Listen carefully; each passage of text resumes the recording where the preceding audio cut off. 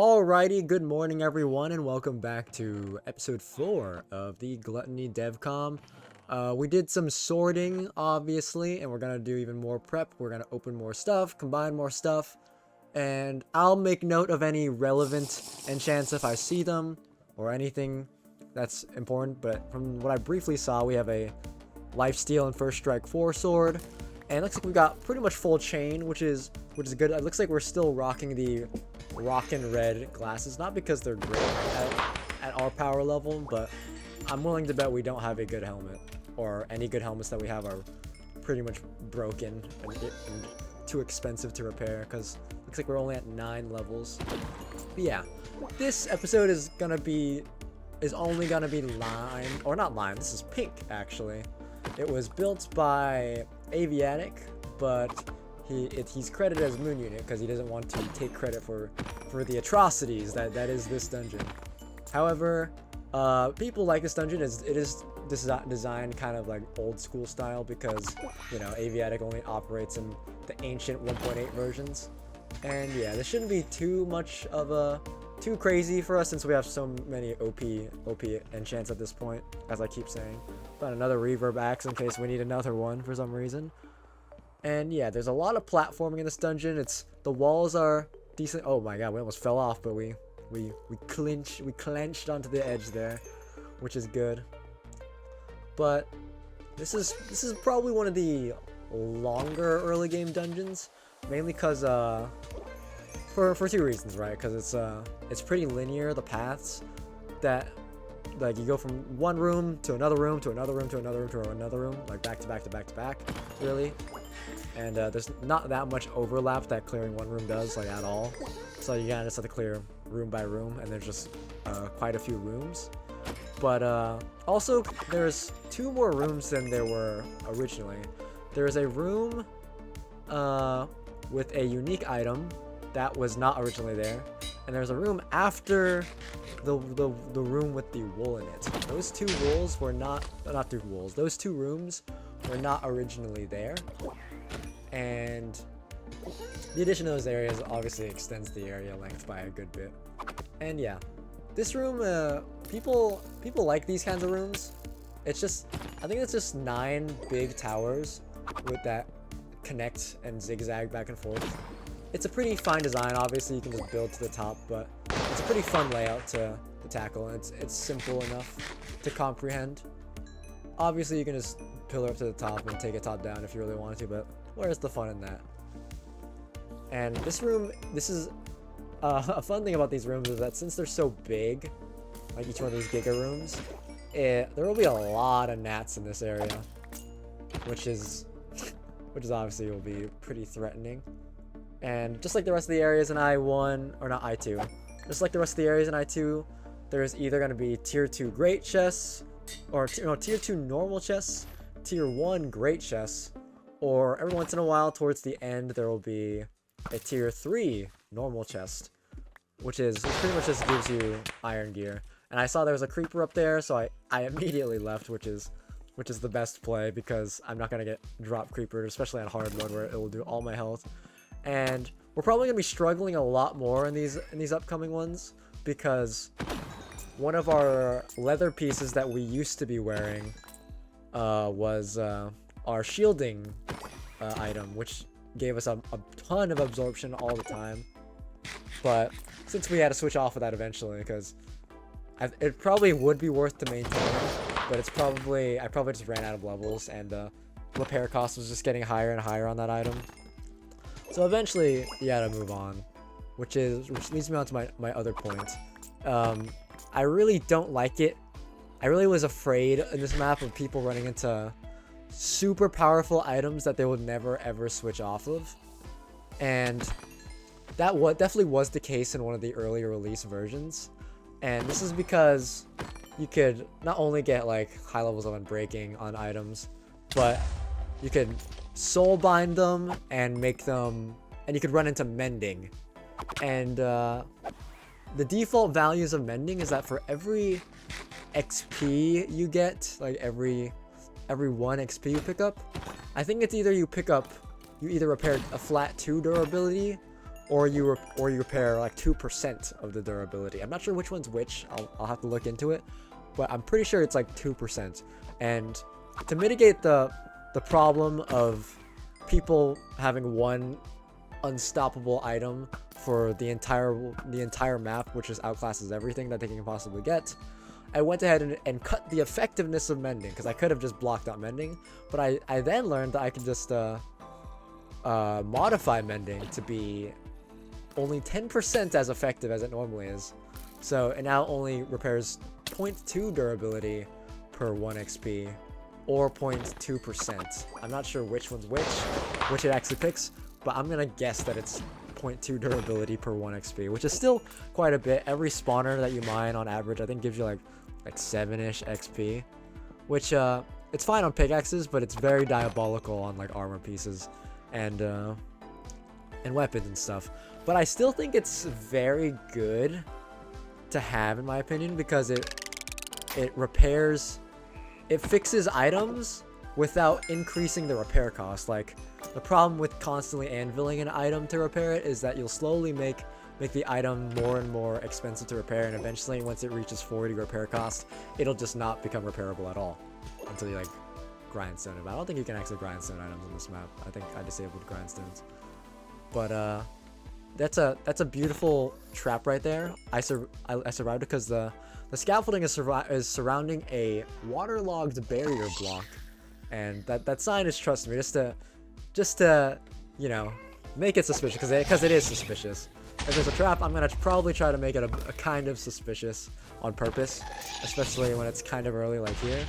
And this section has a lot of spawners. There's a spawner in each corner of these. There's a blaze just to make it a bit scary, but it shouldn't be a problem for us since we have like reverb, so when we fight mobs, nearby mobs will just die anyways. And it's a good little test of mobility, because I love running around doing parkour and placing blocks. So here's a fun little segment to get that around. But yeah, that was pretty straightforward to clear, and we need to craft more torches real quick. And it looks like we didn't bring enough coal, which is pretty stupid of us, but it's whatever. And yeah, it looks like there's just a couple more of these. People, if you take this room too slowly, just like pretty much every room in this map, it will be really messed up, because you'll spawn all 4 pillars of these blaze spawners, which is pretty rough, I'll admit. But yeah, take on the areas efficiently and or effectively, and you probably won't run into that issue that much. Like, we have 65 unstable TNT. We could have just blown up all those spawners as well, but we didn't, and that's okay. Here's one of the first few tier 3 chests that you can run into. There's a chance you could run into some really high enchanted iron gear in that chest, but that's not gonna happen every time. The odds are pretty low. And here's one of these newer rooms. This is not one of the original rooms. It's one of the... I asked to add some more rooms after some of the really early testing, because I felt like this area was too short, in my opinion. Jesus Christ, the axe mob did like, what is that? 8 hearts of damage. And this area is really dangerous, as you can see, because mobs can just kind of drop on you a lot, and lots of gnats can spawn, which scale in this map, by the way. The natural mobs do scale the more wolves you eat, which I guess you could technically exploit. You could not eat a wool, and then the gnats won't scale. And but you know, it's up to you whether or not you want to sacrifice the benefits you get from the buffs. I know the orange wool is not worth sacrificing, or the white wool. But yeah, so if you notice something interesting, the cartotelegraphs have a very diabolical interaction with ice and water. If there's a cartotelegraph, it unrenders the ice and water, so it's just like see-through, and it's really annoying in my opinion. But it's whatever. And we're starting to take a lot of damage because, you know, like I mentioned, we don't have the absorption enchantment anymore, or shielding. But fortunately, I think we have I think it's bulwark. I'll try to find the enchant, but I'm pretty sure it's bulwark that makes it so when we take multiple hits of the same type in a row, we get like an insane level of like protection against that enchantment. or get like a little bit of damage mitigation against that enchantment, which is obviously very helpful if you're getting hit like multiple times in a row by like a skeleton or multiple times in a row by an axe mob. You won't die nearly as quickly, and we absolutely obliterate everything over there with a few axe crits, which is nice. And I believe we have reconstruction on our axe because or unbreaking. I think it's unbreaking that we have on that axe, which will make it last a really long time because unbreaking is super effective on tools. And did you know that there's literally like a formula in the enchant to make it less effective on armor, which is really crazy. But I guess that's okay. I don't really like armor lasting in maps. Oh, careful there. There is a baby creeper. And it's kind of smart to just kind of let these things kind of self-destruct, because more often than not a spawner is like on top of the gravel, and you can kind of just let the mobs spleef themselves. That's a scary cave spider right there, so we kind of run away from it because there's a axe husk, because in this map the husks pretty much always have strength, because I wanted to differentiate them, or I didn't choose to differentiate them, but I wanted it to be more meaningful to differentiate the differentiations in the mob roster. So husks are scary in this map. That'll be their gimmick. So it's just a +3 damage, and it's even more effective on hard mode because I think it's a damage multiplier on hard if I remember correctly. But this room's pretty scary, but we're almost at the top already, so it can't be that scary.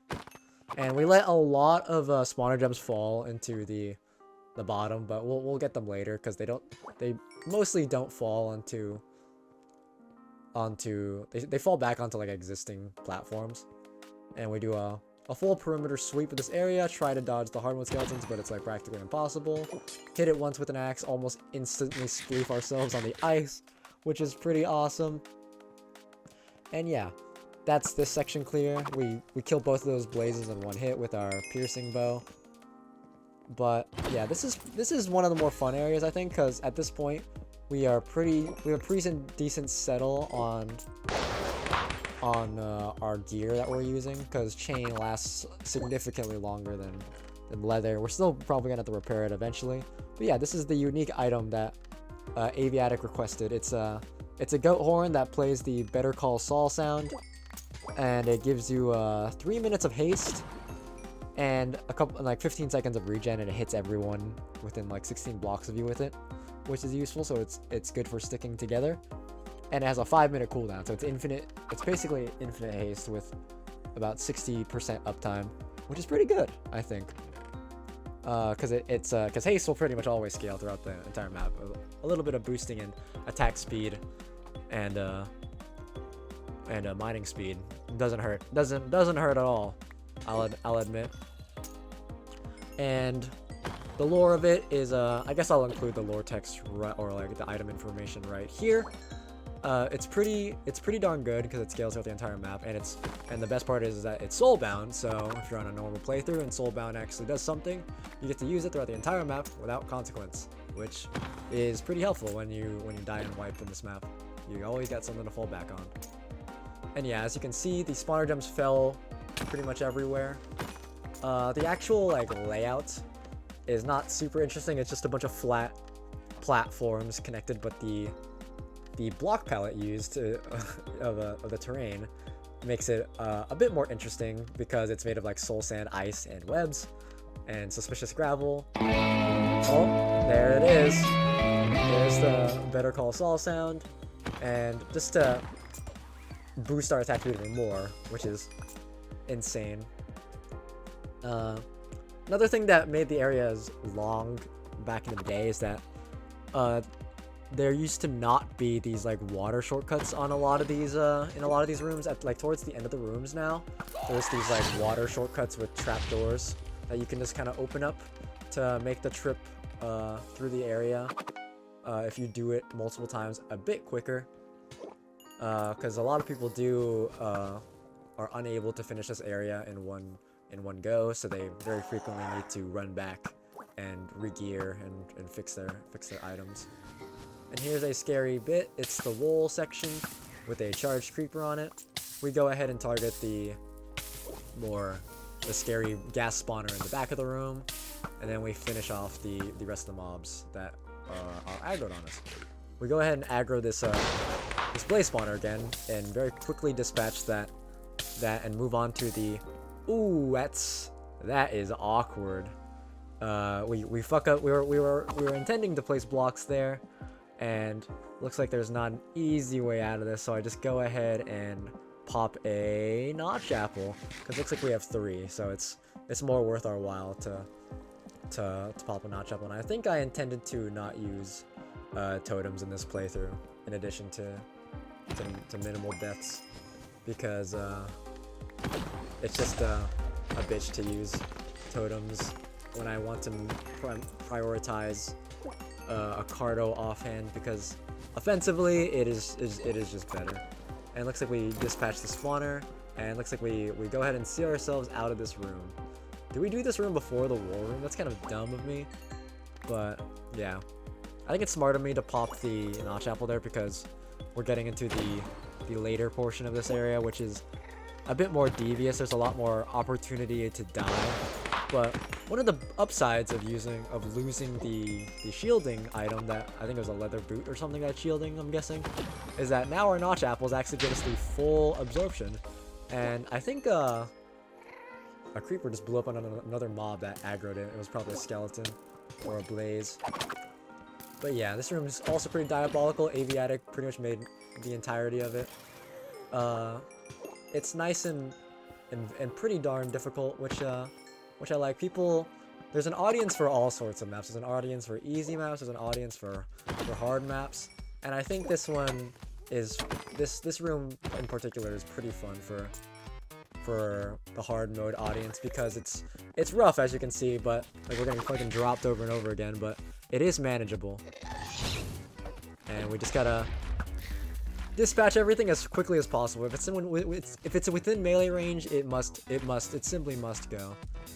And that gravel underneath the chest is supposed to, it would fall if we placed a block over it, but did you know that opening chests nowadays, it doesn't even trigger block updates on like gravel and falling blocks or something, which is really weird, because I'm pretty sure it triggers observers, but I could be wrong. I would have to do some science there. But opening a chest, I'm pretty sure I intended. I don't think I put that there, but maybe I did. I think it was intended to trigger that gravel, but it simply doesn't, because chests don't trigger falling blocks anymore when they're on top of them or attached to them for some reason. Which is why it's more common these days to trap spawners, because everyone wants to break a spawner, and so everyone will trigger that trap. But yeah, we're reaching the end of this room, and we're about to approach the peak section of this side. Going in, you can see that it's a perimeter of TNT. It's like that one Castlemania room with that guards the offhand that gives you passive regen. It's actually not that scary, because it's just creepers, which are very easy to bow spam to death. And then at the end, I'm pretty sure it was intended to be a blaze spawner back here, but Mouse accidentally placed one of the higher tier elites. It's like a bogged with a bow on top of a piglin with a crossbow on top of a blaze, which is pretty peak. And yeah, those are the only 3 spawners in the room. Just one creeper, and then one elite blaze spawner. And there's a tier 1 great chest, I'm pretty sure a tier 2 great chest, and a tier 3 normal chest. And we go ahead and dump and fix and repair all of our nonsense, because we just picked up a ton of gear, and we move on. But yeah, that is a beast stash. If you can dispatch it, it's not actually that hard to dispatch it.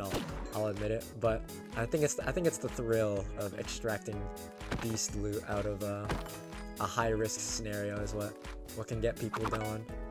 I don't think I've ever seen anyone intentionally accidentally set that off, and that is a beast pull. We got 3 notch apples from one chest. I think it is possible to get 4 notch apples out of one chest, because when it rolls food, like it would have to roll the food roll for every single util roll, and it would also have to roll notch apples. And when it does roll notch apples, it would have to roll 2. I think it can roll 2 at once, or it can't. And here we just kind of dispatch the situation as fast as possible and just unstable TNT all the spawners, because we just have so much TNT that we can just kind of freely use it without consequence. And I might start using it more, I might not. And there is stuff at the top here. This is the original location of the goat horn, the Better Call Saul goat horn. But I figured not everyone's even gonna look up here. So I think it was best to move it into that one room. So it's pretty much guaranteed that if you do decide to do the content, you will get some goodies. And yeah, here's the last room of this area until we reach intersection 3. I made this room as the connection to I3. It's just symmetry tool haven. I basically just plopped an axiom symmetry tool in the middle, and lunging indicator, don't crack. I go ahead and get knocked back into the lava because I tried to crit it, and it hit me while I was airborne with a knockback sword, which is pretty much guaranteed to launch you. I didn't want to pop another notch apple, or I just didn't have notch apples on me, so I chose the juicer extinguisher, which is very good. Juicer extinguishers are not only a shit ton of fire res, but they give you like two absorption hearts, which is very nice. Surely that doesn't happen again though. And yeah, this room's got some gas hanging around. It's very symmetrical though, which is one of the downsides of it. I'm not a huge fan of symmetry for entire rooms that make every corner of it like identical, but it's okay. It's one room, and you gotta kind of work for it a little bit. And there's stuff that you get stuff out of it, and everyone loves getting stuff in this map. So we go ahead and pop that. It's a pretty good idea to just use our unstable TNT, especially here, because there's a good chance we get dropped, and there's a lot of high-risk spots. It was very possible for a TNT to slip. It might not be actually, but that TNT could have fallen through the little 1x1. But I think it like when you drop TNT, it like the motion it has a little bit of motion, like a little bit of random motion, so it like kind of slightly flies in one direction whenever you light TNT, which is okay. There are ways to stop that, but I don't do it here. And yeah, we're almost at the end, and here are the big blazes. Those guys have 14 health instead of the 6 that the baby blazes have, which is still not a lot, but it still takes like 3 bow shots to kill. And people tend to rely on the starter snowball or Enigma's ball a lot when they're poor, which is understandable. And it takes a lot of blaze fireballs to. Oh my god, I got launched into the lava again, and I'm forced to use one of my notch apples, but I have 5 fortunately, so it's not the end of the world. Yeah, that's diabolical. One of these side skeleton spawners got us, but yeah. Here we're gonna start running into tankier blazes, and I think this is where some people start getting kind of fucked up in the map, because their snowballs are significantly less effective on the later blazes, because they I think a snowball does 2 damage to a blaze, so instead of 2-shotting the blaze, it'll take 7 shots to kill each blaze, which is really quite a lot.